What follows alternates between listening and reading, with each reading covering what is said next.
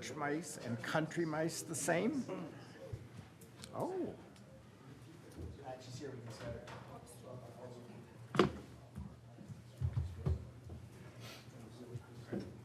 All right, we're going to call the meeting to order. Will the clerk please note those in attendance? All will be noted. Please join me in the Pledge of Allegiance.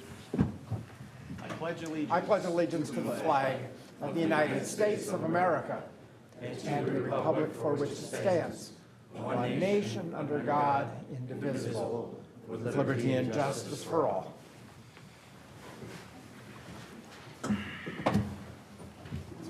Let's jump into item 2B, minutes of the regular city council meeting on April 9th. I'd entertain a motion to approve those minutes.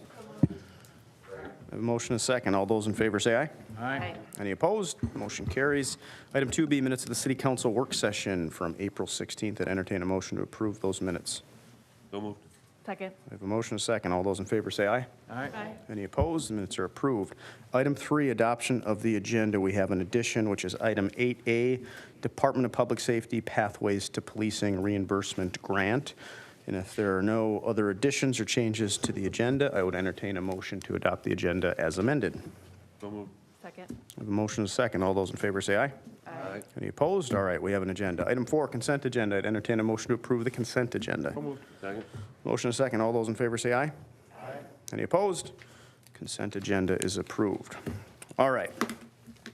Item 5A, Law Enforcement Memorial Proclamation. As most of you just saw, we took a picture. I'm certain it turned out well. So we're joined by many law enforcement, and we've got the privilege of reading a proclamation that gives thanks to the dedication of our many law enforcement officers here today and around the country. So without further ado, I'm going to read that now. Whereas there are approximately 800,000 law enforcement officers serving in the communities around the United States, including the dedicated members of the White Bear Lake Police Department. Whereas since the first recorded death in 1786, 26,593 law enforcement officers in the United States have made the ultimate sacrifice and been killed in the line of duty. Whereas the names of these dedicated public servants are engraved on the walls of the National Law Enforcement Officers Memorial in Washington, D.C., whereas 282 names of fallen heroes are being added to the National Law Enforcement Memorial this spring, including 118 officers killed in 2023 and 164 officers killed in previous years. Whereas the service and sacrifice of all officers killed in the line of duty will be honored during the National Law Enforcement Officers Memorial Fund's 36th annual Candlelit Vigil on the evening of May 13th, 2024. Whereas the Candlelit Vigil is part of National Police Week, which will be observed this year from Sunday, May 12th to Saturday, May 18th. And whereas May 15 is designated as Peace Officers Memorial Day in honor of all fallen officers and their families. Now, therefore, be it resolved that the City of White Bear Lake Council shall observe May 12 through 18, 2024, as Police Week in the City of White Bear Lake, and publicly salutes the service of law enforcement officers in our community and the communities around the nation. And I will just, again, add my thanks to all the officers that serve the City of White Bear Lake. We know you have a dangerous job, and we thank you for your dedicated service, and we pray that you continue to remain safe, and at the end of each shift, come home to your families. And with that, I'd like all of us to stand and offer our appreciation to these officers.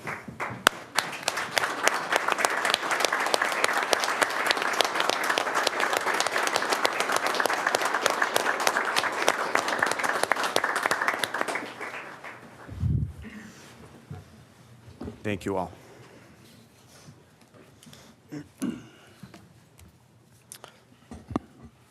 All right. Item 5B, Citizen Police Award, Michael Henderson. Chief Hager, please take it away. Mr. Mayor, members of the council, first of all, Mr. Mayor, thank you for the proclamation. Thank you for the nice words about our officers, many of whom are here tonight, and many of those are here on their own time. So thank you very much. Mayor, members of the council, thank you for allowing us to be here for this purpose tonight. A little bit of history about our awards committee. My predecessor, Chief Julie Swanson, reinstituted our White Bear Lake Police Department Awards program last year when I'm sure you all remember we handed out a variety of awards to the firefighters and officers that are involved in the officer-involved shooting in January of 2023. Since that time, we've enabled our awards committee to expand the program a bit. In doing so, we've identified several honorable and heroic acts performed by our employees, which will soon be recognized at a police department awards ceremony. However, tonight, our awards committee has identified the need for a special, well-deserved Citizens Award, which we'll tell you about very soon. After that, I hope that Mr. Mayor and City Manager City Manager Crawford will come around and just take a couple photos with us at the end of this.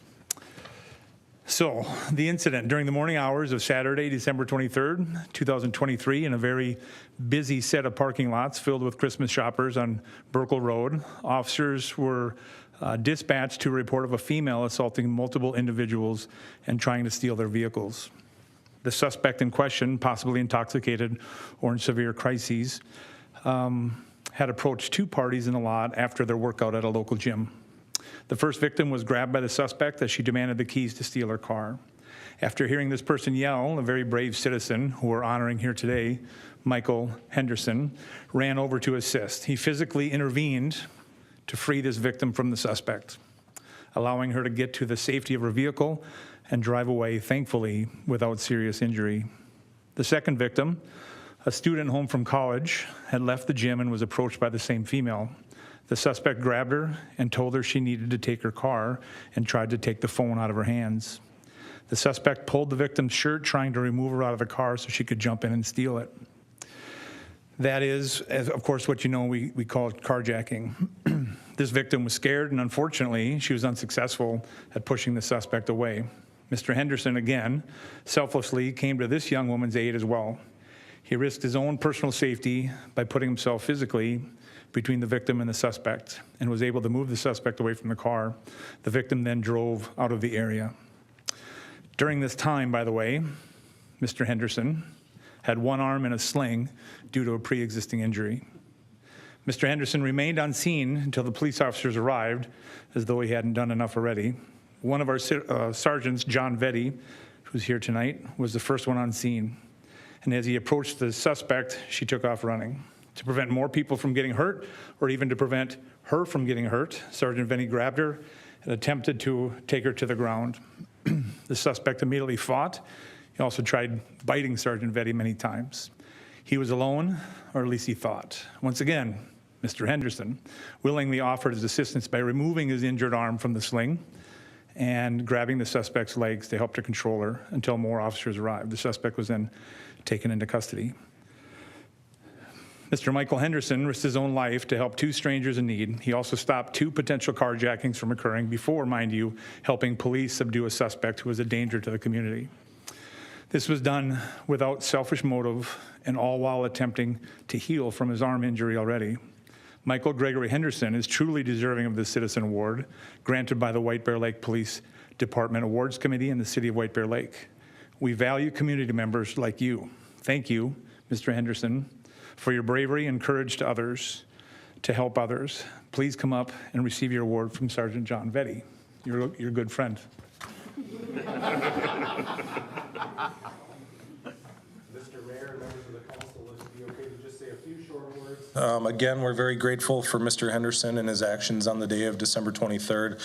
In addition to Mr. Henderson being here, we're also pleased that the two citizens that he helped also came to support him. So we have a lot of appreciation for you, Mr. Henderson.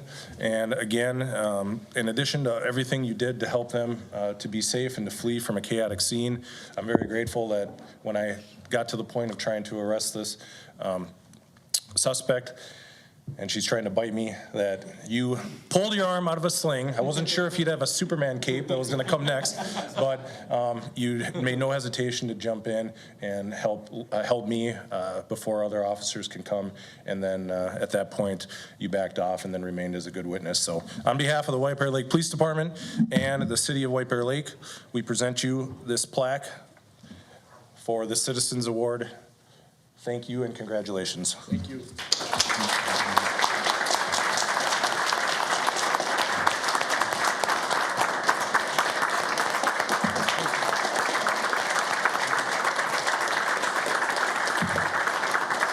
We also have a certificate with an explanation and then some patch and some gifts for you to bring home as well. So if we could get a photo in appreciation, we are very grateful.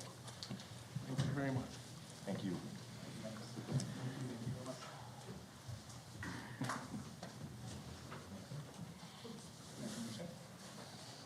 Thank you. Appreciate it. Thank you.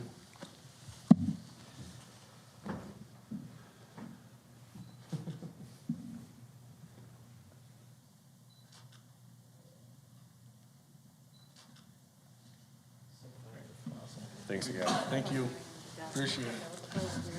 Thank you again. Thank you. Photo bombing. We're always looking for good people on the floor.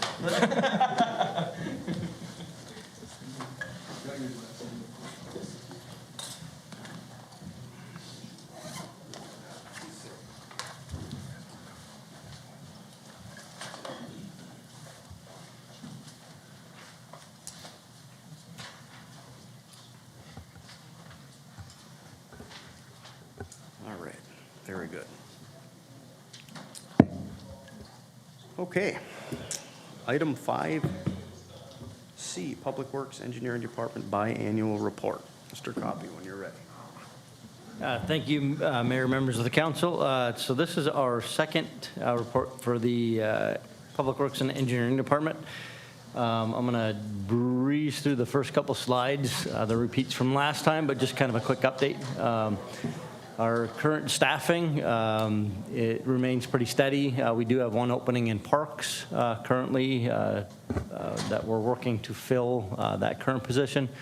Also, as far as the budget goes, we have a position potentially be added mid-year. We'll start looking at that shortly for a facilities person within the Parks Department. So we'll keep you posted as we move forward with that as well. Otherwise, very steady from a staffing standpoint. Just kind of a reminder of what we're dealing with from an infrastructure standpoint. If you'd like, I can definitely make this available to council. If you'd like to, from a statistics standpoint, I always like that to have that handy, and can definitely make that available to council if you so desire. Going into each of the divisions, I'm going to start with streets just because they deal with the winter months. So this report is generally dealing with November through April here. So kind of going through kind of beyond the fall, we get into the winter months in November, typically start our snow season. So you see we're kind of down. We all know we had a pretty mild winter, both temperature as well as snowfall. We still had 13 snowfall events is what we would call that. Only a couple of significant snowfalls where we had full, curb to curb, whatnot. Otherwise, most of them were pretty minor snowfall events where we still went out, and only a handful of those, I think 10 of them, we had downtown operations where we went out and cleared all the sidewalks and did snow removal in the downtown area. And of those, only 10 of them, or only 3 of the 13 were kind of off hours. So pretty fortunate from a snowfall event. From a salt application, to control snow and ice build up on our streets. We only used just over 200 tons this year. Our typical were 600 to 800 tons. So you can see we're about a quarter of what we typically would use, which not only helps the environment by not putting that salt down the storm sewer into our water bodies, it also helps obviously from a cost standpoint. We were able to do quite a bit more pothole filling, tree trimming, things like that we typically couldn't do during a normal winter. So those are a little bit on the higher side. We also got out doing some early spring street sweeping as early as March.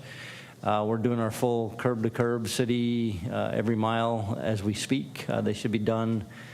They started early last week. They should be done sometime midweek, depending on the weather and rain that we're having. So definitely ahead of schedule there. As far as projects, equipment, no major projects over the winter. We did, however, get a pretty good deal on a new skid steer, which needed to be replaced. The old one needed to be replaced.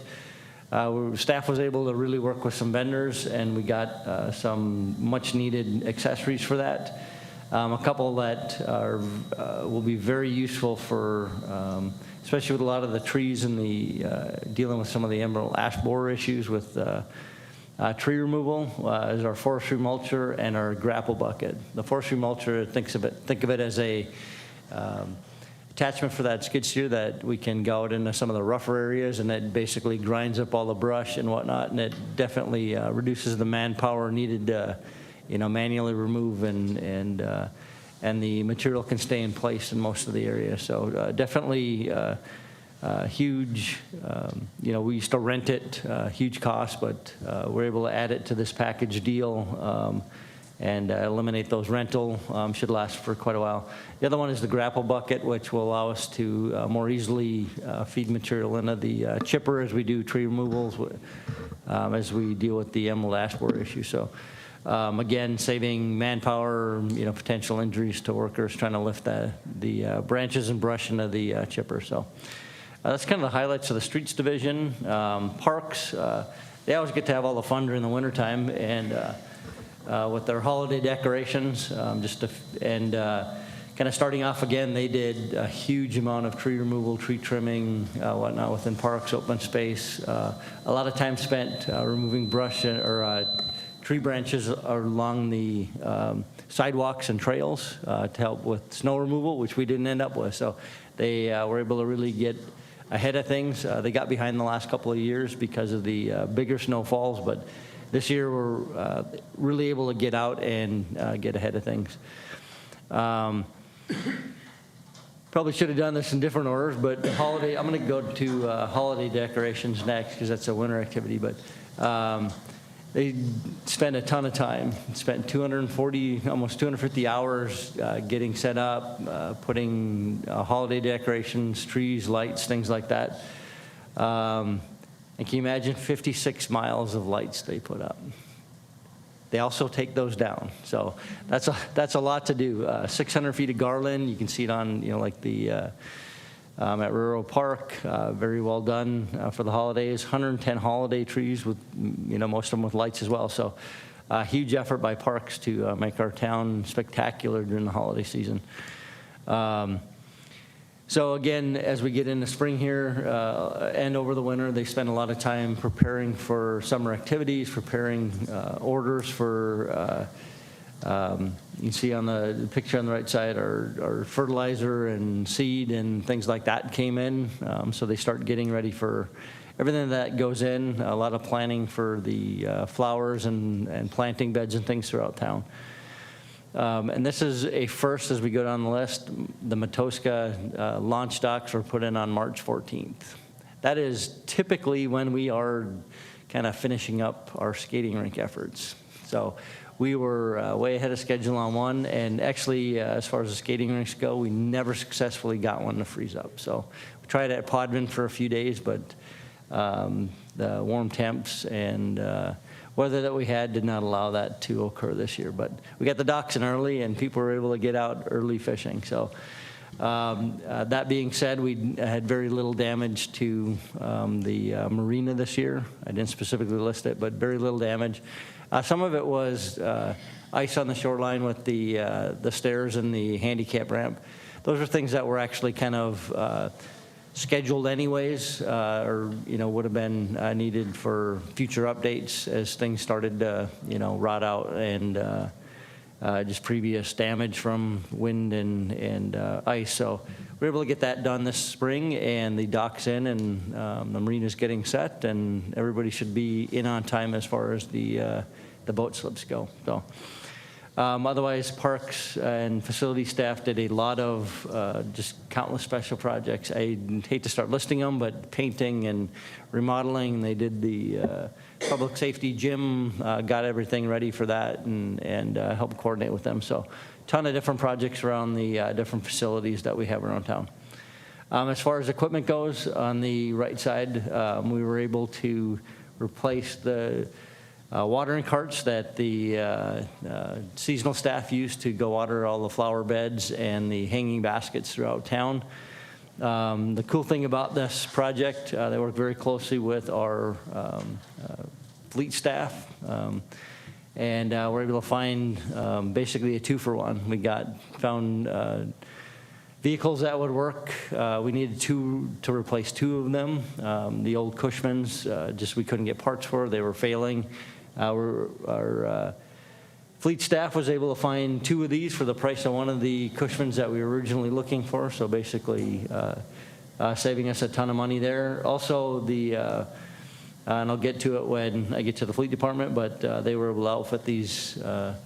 And the cool thing about them is these are automatic transmissions now. So maybe a good and bad, our seasonal staff will not learn how to drive a standard transmission anymore, but it will be much safer for them. As they cross Highway 61, they fill up on this side, they store them on the side of 61, do a lot downtown. So it'll be actually much safer for our seasonal staff, without the risk of stalling it in the middle of crossing Highway 61. So other than that, they replaced 1 pickup truck, so pretty uneventful there from that standpoint. Water division, again, pretty uneventful over the winter. However, I will note, last time I noted we used about just shy of 400 million gallons of water. Over the winter, you can see that reduction as we, those are typical rates or typical usage. Our overall usage for the year of 2023 was down stayed down as well. So even with the drought and whatnot, our final numbers for the year are pretty in line with where we had been the last several years. So thank you to all the citizens out there that are conserving water. Otherwise, just a few little tidbits. Water main breaks. This year we had only 11. Typically we're in the 20 up to 30, low 30s. So the lack of a lot of frost definitely helped with that. And of those 11 water main breaks, they were cheaper to repair because it was easier to dig, not a lot of frost in the ground, and easy to repair. So. Otherwise, it's kind of an interesting fact. We had 53 water shutoffs, so the snowbirds, people who leave town and whatnot that want to get their water shut off so that they don't have freezing issues within their homes. So we have at least 53 people who leave town for the winter. Otherwise, currently, as we speak, the water staff is working on the spring shutdown. So what they do is they shut the plant down, not from a treatment standpoint per se, only a softening side. So they bypass, still treat with fluoride and chlorine to make sure the water is safe for our public. You'll notice a little bit of a uptick in soft or hardness as we go through the week. By the end of the week here, they should be done and back up and running 100%. It's nice to be able to get it done early, so we're not. The last couple of years, we've had to flirt with getting towards the end of May into June. So we'll completely have our water plant maintenance and repairs done before we hit the peak seasons as we get into the end of May and early June. So that was a blessing this year as well. As far as projects and equipment go, we were able to get our well 4 rehabilitation done. Again, well ahead of schedule. Typically, we're in the May, June, flirting with the peak season to get those done. We were able to get that done very early. We also, before we get into summer, finally got air conditioning called mini splits that were put into wells 3 and 4. What that does is help cool the buildings to keep our motors cool. They heat up quite hot as we get into the summer season. And just a recommendation from our folks who do our well rehabilitations to definitely help make those. It's a small investment to extend the life of our pump motors that are within those well hoses. So a couple of other things that they've been working on is finally getting to a lime silo dust collection system replacement. What that does is we get our lime that we use for water softening. It collects and treats the air as we do our well or our lime deliveries. It keeps the dust out of the air. So, and as we process it, so much needed improvement to the plant as well. And lastly, they're working on some SCADA system maintenance just to make sure all our new lime slaker that we put in last fall talks to everything, and our system is a lot of the upgrades that we put in the last several years, everything's talking to each other and sending out the right signals. And what that means, if anyone's wondering what SCADA means, is supervisory control and data acquisition. So really what it does is to make sure our wells, towers, whatnot, all talk to each other and make sure things are working seamlessly. Next up, sewer division. Again, not a lot of crazy things going on in the sewer division. They were able to do about an extra mile to 2 miles of both sewer cleaning and televising this winter, just due to when it gets really, really cold, they can't go out with the equipment because it freezes. They were able to get about a couple more miles than they typically would have in a typical winter. So that is great as well. Again, keeping our sewer backups to an absolute minimum. There's still areas that we have, with the televising and jetting and the routine maintenance that we're doing, we used to have, 10 to 20 of them a year. We're down to one the last, 10 to 20 years since we've gotten the TV equipment and really started doing routine jetting and then our sewer lining projects as we get in the summer. But as you can see, we still get a few customer service backup calls, which we still respond to just to make sure that they're taken care of. But those are in those customer-owned lines, and we help assist them with dealing with those issues as well. Otherwise, it's just a lot of routine maintenance, keeping up with our, from a project equipment standpoint, just replacing parts as needed, doing lift station maintenance. We got a new cement mixer, tow behind cement mixer as they go around and do manhole and for both storm sewer as well as sanitary sewer manhole repairs. Otherwise, just a lot of lift station repairs. The 4th and Otter Lake Road lift station rehab is being done in advance of the county's Otter Lake Road project. So just to get that done and out of the way before they come in and do the road work. And likewise, they're coordinating with the water department to do SCADA system maintenance and upgrades. So just getting everything to talk together as they both help each other out on those call-outs, and the water and sewer are the on-call folks. So just so they're all on the same page from a SCADA standpoint. Fleet division, again, continue to work very hard, taking on new tasks, and as you can see by the preventive maintenance, major repairs, they continue to keep majority of them in-house. They continue to do our DOT inspections. We don't have to send those out like many communities do. 22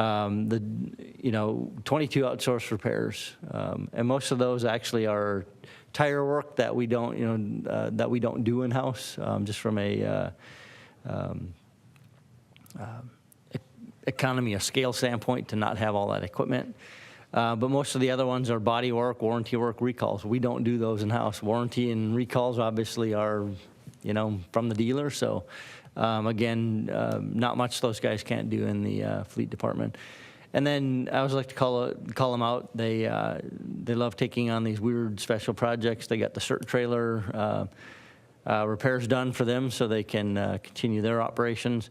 This year, you can see in the picture, we got 6 new squad cars for the police department. Really the folks in our fleet division taking on a lot of the help coordinating the upfitting to make sure that they're all squad cars are done the same, done with quality parts, quality wiring, things like that. So will definitely help with anybody being able to jump in any squad car and having the same build.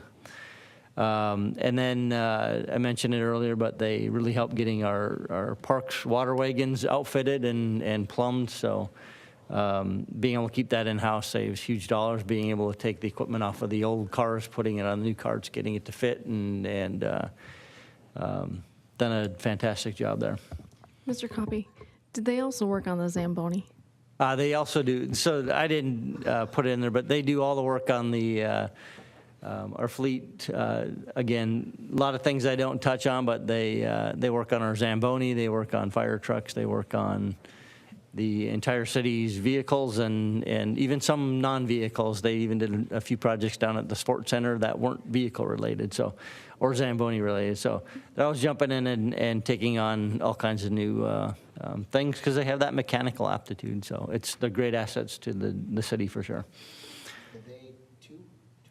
We have 2 mechanics. We have a lead mechanic and then a staff mechanic. So between the 2 of them, have a wide mechanical knowledge of diesel, passenger vehicle, other equipment. So not afraid to take on a challenge and getting compliments from all the different divisions and departments that work with them on all the things they do. Engineering, the big push over the winter is getting ready for the next season's projects. This year we're back doing a street rehabilitation project. Again, started early last week with our work. Prior to that even, Xcel Energy got in to start doing the gas main change out. So very early to start a project, typically at the end of May before starting a project. And I'm not going to jinx myself with a specific date, but they're talking not too far from Memorial Day to be done with the project. So they're really hitting it hard. Most of the utility work will be done the end of this week.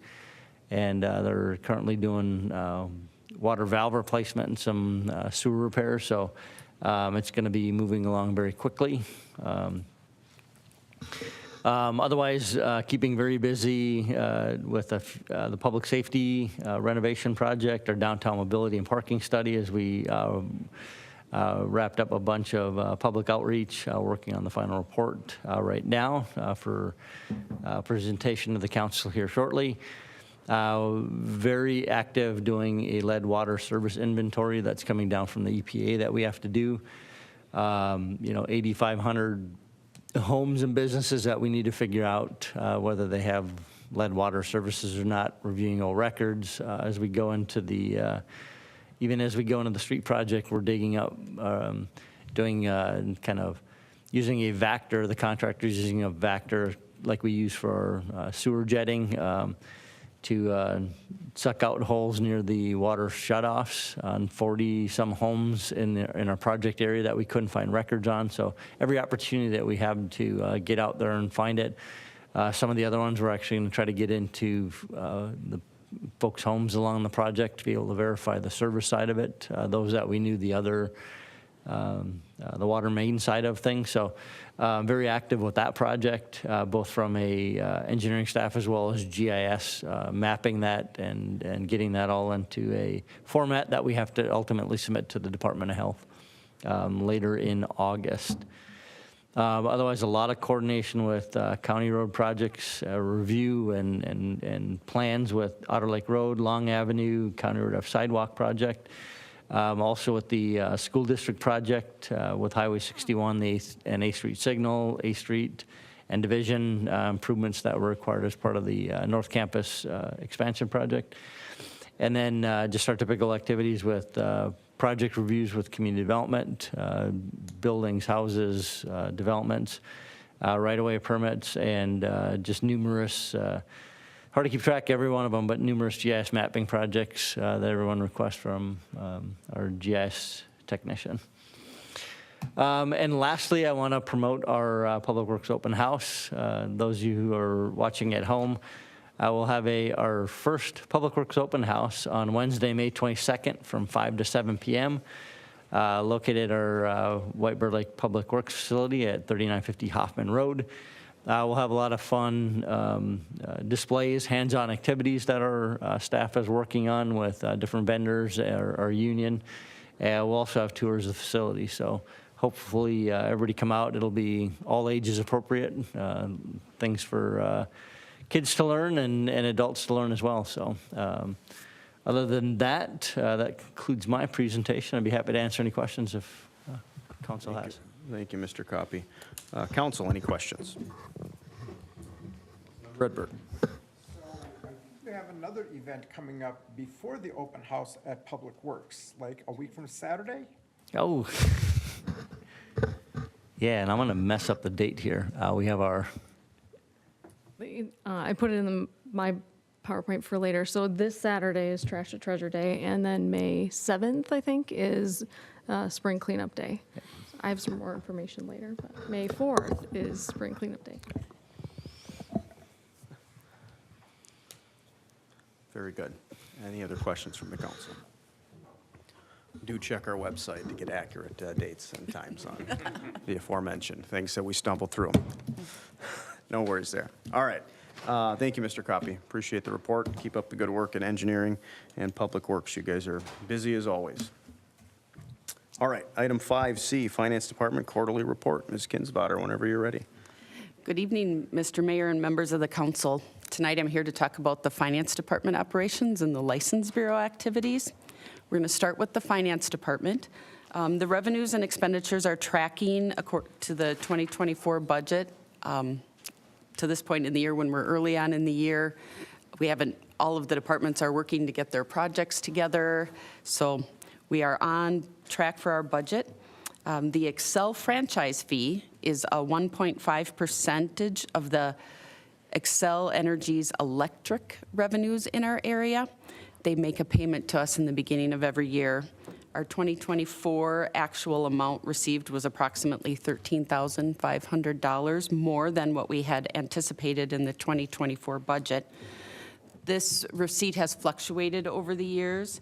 During the pandemic, it went down significantly and then has been rebounding back up. So in 2023, we received $371,300, and in 2024, we received $373,500. In addition to that, as I look through the revenues, our rental inspection fees are higher for this first 3 months when we compare the activities in 2024 to that of 2023.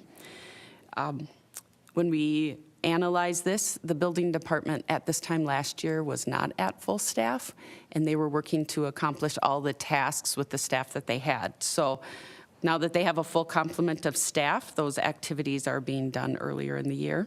So as we look from the activity through January 1st through March 31st, we've received 53% of the budgeted revenues for the year for that activity. With the weather being nice and not being really cold in the winter and not too hot yet, our heating and air conditioning permits are higher than they were this time last year. We've received 54% of our annual budget in the first quarter. And when we prepare that budget, we just take an average of what we've gotten over the last 3 years. So everybody has been busy, I think, getting new heating and air conditioning units. The general fund miscellaneous revenues are primarily receipts for park rentals and then rentals for mooring, skid, kayak, and canoe facilities at Mataska Park, Lions Park, and Lakeview Park. So people are gearing up to be able to be out on the lake. As Paul mentioned, the snow and ice removal expenditures are significantly lower. So when Paul was talking about it, he was looking for the whole season from November until April. As I'm looking at it, I'm looking from January through March. So January through March last year, we had 53.3 inches of snow. And for the first 3 months of this year, we had 26.2 inches. So significantly less that we've been able to save some money on those expenditures. And then as we look at the License Bureau, the department continues to experience customer transaction counts at a level higher than they were last year. In 2024, for the first 3 months, we had a total transaction count of 21,751 transactions. And in 2023, there was a total of 20,125. I'm expecting that when I come back and I talk to you about the second quarter activity, that it's going to be not as much of a difference because we will be recognizing the first year anniversary of Maplewood closing their DMV office in May. And so that's when a lot of our transactions upticked when their customers came to have their transactions handled in our offices. So when we look at the 2024 totals, our office is helping more customers with tab renewals this year. We had 356 more this quarter. This is exciting because transaction has quick turnaround time and provides us $9. There's an $8 filing fee and then a $1 deputy register fee. So we get $9 for every transaction on that. The EVTR transactions are significantly higher between the 2 years. We have 400 more transactions for this type of deal in 2024. So the electronic vehicle transfer, or title and registration transfer, is what the EVTR stands for. And this is where the dealers collect the fee from the customers at the dealership for their license plate. So the customer receives their license plate and the tabs from the dealer. The customer also receives their title faster when they process the paperwork through their dealership. The dealership sends the paperwork to the city, and then once we process it, then that's when the state issues the customer's title. So it takes the state out of the equation as they're trying to get the vehicle's license, but our office we still get the same filing fee and the vehicle surcharge when we process those, just as if someone would come in, transfer their title, and pay that extra surcharge. So in both of those comments, I talked about the $1 deputy vehicle surcharge. This is new that the state went into effect as of January 1st. This $1 is added to tab renewals, all title transfers, both the EVTR and a regular transfer that a customer would bring into our office.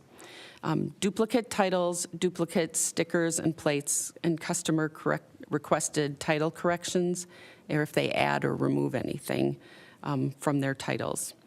So if a transaction that I just listed, if someone comes in and they want a title transfer and they have a tab renewal and do both at the same time, then we collect $1 for each one of those transactions that takes place. Kiosks has been really popular. The governor, when he came out and visited our facility and got his new license plate, he had talked about the kiosks. So kiosks are now located in the Cub food stores. One DMV that is located close to the kiosk location agrees to be the lead DMV office, and they're in charge of transferring the monies that are taken in when people get their tab renewals through the kiosk. This transfer happens each day, and the lead DMV offices receive 10% of the filing fees that are collected through the transactions in that kiosk. When the lead DMV office works with the state to set up the kiosk, any DMV office that is located within 10 miles of that kiosk is asked if they want to be a participating DMV office. The participating DMV offices don't have any work that they do. They just share a portion of the revenues. So the first 10% goes to the lead DMV office. The 90% that remains is split equally between the participating DMV offices. So the city of White Bear Lake is participating in we have participating DMV offices. And so we are receiving quarterly revenues from those. We agreed to be a lead DMV office for the kiosks that is going to go to the White Bear Cub Foods on Meadowlands Drive, which is on Highway 96 and Centerville Road. That is not in place yet, but we're working with the state, and that should be in place soon. So then, as mentioned, we will receive 10% of the filing fees if someone gets their tabs through that kiosk. There are 6 participating deputies that are going to be part of that kiosk, so then the 90% will be shared between 7 DMV offices.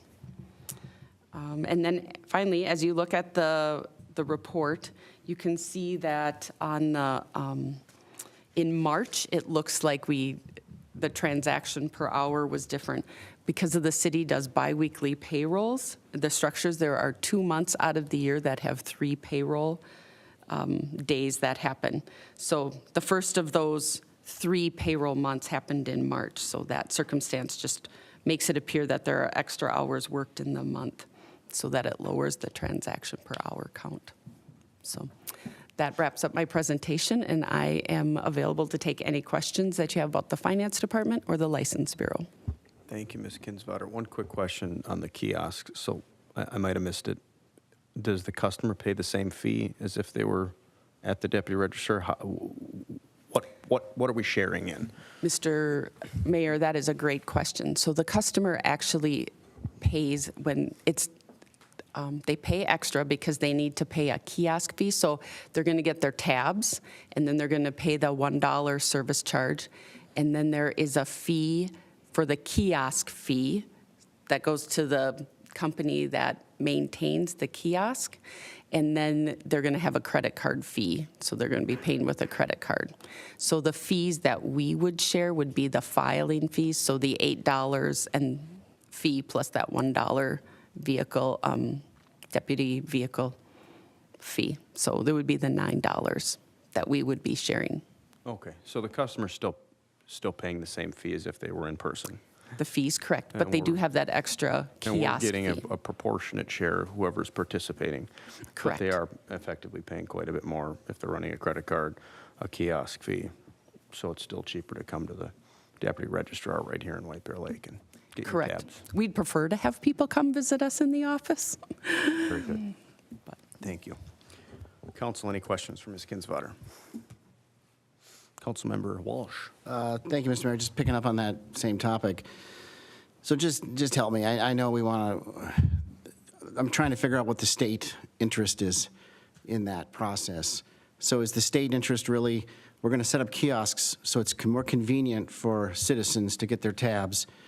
We're going to do it in a way that shares the revenue so we don't kill all the deputy registrar offices across the state. Is that what I'm hearing here?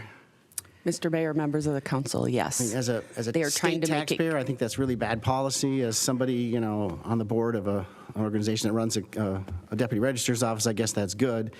But man, I don't know about the state policy there. Mm-hmm.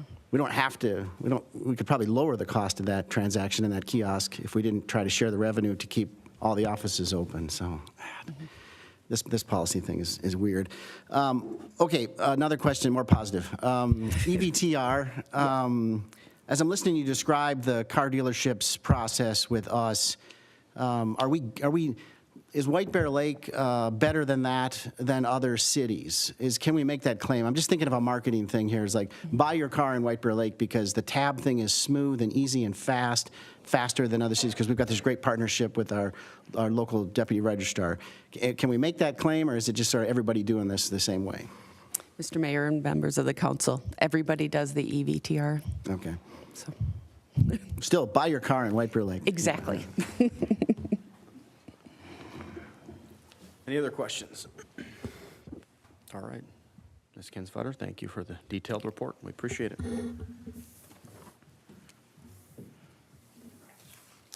All right. Item 6, public hearings, we have nothing scheduled. Item 7, unfinished business, nothing scheduled. Newly added, item 8A, Department of Public Safety Pathways to Policy Reimbursement Grant. Chief Hager, whenever you're ready. Mr. Mayor, members of the council, thank you again. I'm here to ask you to consider adopting the resolution accepting a $75,000 matching grant through the Minnesota Department of Public Safety, their Pathway to Policing Reimbursement Program. This program expanded recently from what it was to help out more departments in enabling us to attract and hire more non-traditional law enforcement cadets. We attract them by, first of all, hiring them as employees and then financially assisting them by contributing towards their education. We saw a need to creatively attract police officer candidates, just like the rest of the state and country. We applied for the grant and we were awarded it just earlier this month or last month. 35 other departments around the state were awarded the grant as well. We know that the funds will be used to cover expenses related to wages, benefits, and education at accredited post-secondary institutions that meet the Minnesota Post Board requirements. We know that that is a local funding match of $75,000.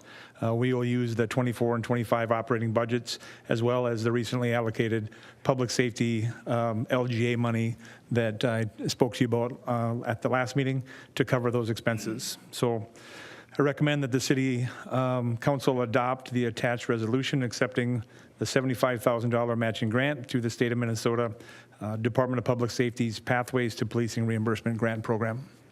I'll take any questions if you have any. Thank you, Chief. Council, any questions for Chief? Otherwise, I'd entertain a motion to approve the resolution. Councilmember Edberg. Thank you, Mr. Mayor. So Chief, it seems like we have two different streams of revenue. Could you distinguish between the LGA and this grant and what kinds of either uses or sources?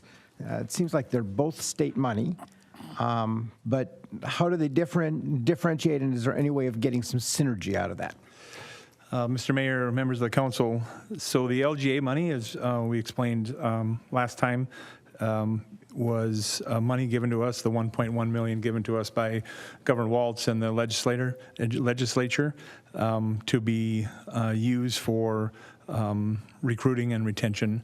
And as you know, that money was divvied up between the fire department and us. We used it, for our purposes, we used it generally for a lot of retention kind of practices and equipment. This Pathways to Policing grant is from the Department of Public Safety, and their specific purpose is to hire or attract more non-traditional law enforcement recruits to law enforcement. So while they don't necessarily have anything to do with each other, we do get that it is both state money that is coming to us for what we think is completely different purposes. If that makes sense. I guess I'm still not seeing it, and what sits in the back of my head is, so if we're going to adopt the program, which we did at our last meeting to attract new candidates by providing incentives, we were using LGA money, but we could use LGA money for a larger number of things than the Pathways to Policing. So I'm trying to figure out how do we, are we missing an opportunity to get other needs met with the LGA money? Or, because I'm sorry, I didn't understand the distinctions. Mayor, if I may add, Mayor, Councilmember Edberg, that's a great question and great point.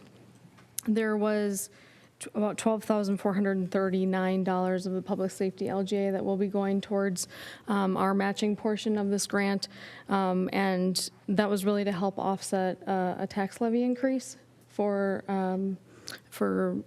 I think the rest of this year in the 25 budget. I mean, we wouldn't be adding another tax levy, but yes, we could have allocated the LGA elsewhere, but this $12,000 were funds that we didn't have in our budget that will largely be used. I mean, they will be used for the grant. Okay. Any other questions for the chief? Councilmember Walsh. Thank you, Mr. Mayor. I'll move approval of the resolution. I have a motion. Do I have a second? Second. A motion and a second. Any further discussion on this? Just a comment. This is the second meeting in a row where staff has gone out and found a grant to bring money into the city that we didn't plan on. And so that's awesome. It saves taxpayers money. So on behalf of taxpayers, thank you, staff, and continue to be aggressive looking for these grants. It's great. Very good. Any further discussion? Seeing none, all those in favor of approving the resolution say aye. Aye. Any opposed? Motion carries and the resolution is approved. Item 9, discussions, nothing scheduled. Item 10, communications from the city manager. Ms. Crawford, do you have anything for us tonight? I do. Thank you, Mayor. Members of the council. Oh, hopefully it's working here. Okay. Couple slides. So our spring and summer newsletter is out now. Should have arrived in your mailboxes. We have plenty of copies at City Hall, and you can find it online as well. Again, thank you to all staff for working on their articles, and especially to our city clerk for putting this together. It's our biannual newsletter, and I'm really proud of the publication and the work that goes into it. So thank you to our city clerk for that one. A couple more slides. We have a lot of upcoming events. This weekend, Friday, Saturday, and Sunday is our spring skate show. The theme this year is Time to Skate. It's a really wonderful show that we put a lot of time and work in. Our staff at the Sports Center do, so I strongly encourage people to attend that. You can get early tickets, I think, through the end of this week, and then tickets at the door cost a little bit more. As we said, it is Trash to Treasure Day this Saturday. I think everybody knows what that one is. We have a ribbon cutting on Tuesday, April 30th at 3:30 p.m. for True North Direct Primary Care. And then we have another celebration for All Star Pet Hotel, their 5th anniversary already, which is Thursday, May 2nd at 3:30 p.m. And then, again, as we said, our spring cleanup day is May 4th. From 7 a.m. to 1 p.m. at Public Works. Proof of city residency is required, so any White Lake resident can participate. So bring those things that were not picked up on Trash to Treasure Day to the spring cleanup. Chief Hager and I will be going to the NYFS Leadership Luncheon on May 8th at 11:30 a.m. And then we have Touch a Truck coming up at Podman Park on May 9th, which is another really wonderful event that police and fire and public works and many of our partner agencies attend. So great free event for the family. So lastly, just I wanted to acknowledge our department heads and our staff who work on these quarterly and biannual and annual reports. I know that there's a lot of time that is spent putting into those reports. So it doesn't go unnoticed by me, and I think it doesn't go unnoticed by the council and a lot of the good information that you provide and put in there. So thank you. Thank you to all the department heads. And then lastly, the assistant city manager and I will be at a conference next Wednesday through Friday. So that's what I have. Thank you, Ms. Crawford. Council, any questions for the city manager? All right. Before we adjourn, it's been several council meetings since I gave my little spiel to the high school students, and I see many of you out there. So first off, welcome. And I'll say you guys got off pretty easy. We're going to be out of here in inside of an hour. There's been other groups that got stuck here till 9:30, so congrats. Enjoy the extra time. As I said to the other groups, it was 21 years ago that I attended Mr. Malum's American Government class and sat where you are. And at the time, never thought I'd be sitting here. But I still remember that meeting, don't know everything that was on the agenda, but it left an impression on me. So I hope you learned a thing or two, realize the importance of local government, as our city engineer went through the many different things that Public Works does and engineering does, or our finance director, and all the money that changes hands and all the things that are bought and paid for by the taxpayers. It's important work. It affects our everyday lives. So maybe one day when you're a little older, you'll decide to participate in local government. So thank you all for being here. And we're going to adjourn in just a minute. So if you need your papers signed, you can come on up in just a second. Thank you. And with that, I would entertain a motion to adjourn. Do I have a second? Second. All those in favor say aye. Aye. We're adjourned. Thanks.